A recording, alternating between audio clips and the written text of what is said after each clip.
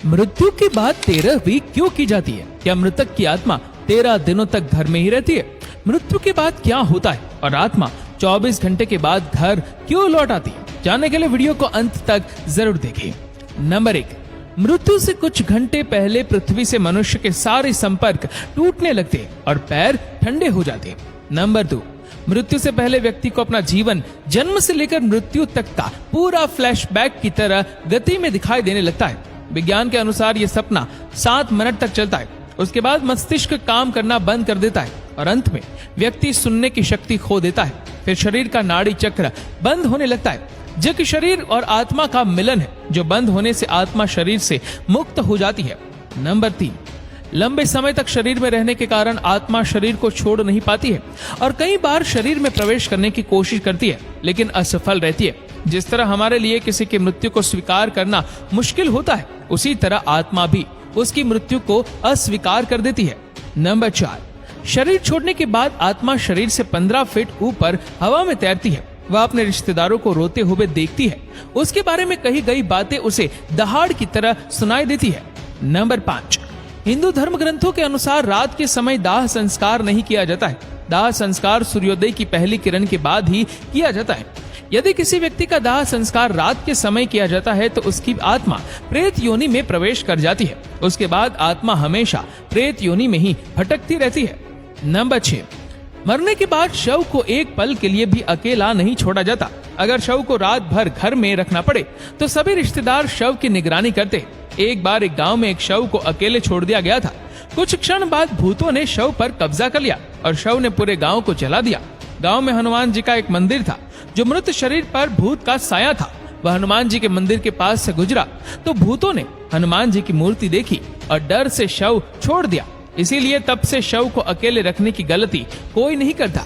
Number 7, अंत में यमराज में यमदूत प्राण लेने आते हैं और मृत व्यक्ति के साथ वैसा ही व्यवहार करते हैं जैसा व्यवहार मृत व्यक्ति ने अपने पूरे जीवन काल में अन्य लोगों के साथ किया होता था। यदि मरने वाले ने अच्छे कर्म किए हो तो मृत्यु के समय कोई कष्ट नहीं होता और आसानी से प्राण हरे जाते हैं। लेकिन अगर कोई व्यक्ति पापी है, अगर उसने जीवन भर कई पाप किए हैं, तो उसे राक्षसों से बहुत यातना सहनी पड़ती है और वह तड़प तड़प कर मर जाता है।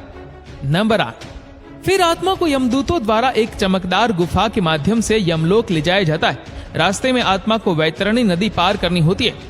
इस नदी में आग की लपटें होती है। अगर आत्मा ने अच्छे कर्म किए हैं तो वह आसानी से नदी पार कर सकती है, लेकिन पापी व्यक्ति को अत्यधिक पीड़ा और यातना का सामना करना पड़ता है और कष्ट उठाना पड़ता है। नंबर 9, फिर आत्मा को यमराज के सामने प्रस्तुत किया जाता है। फिर चित्रगुप्त यमराज के सामने व्यक्ति के पाप पुण्य का लेखा जोखा जांचते हैं और उसके कर्मों के आधार पर उसे स्वर्ग या नरक मिलता है।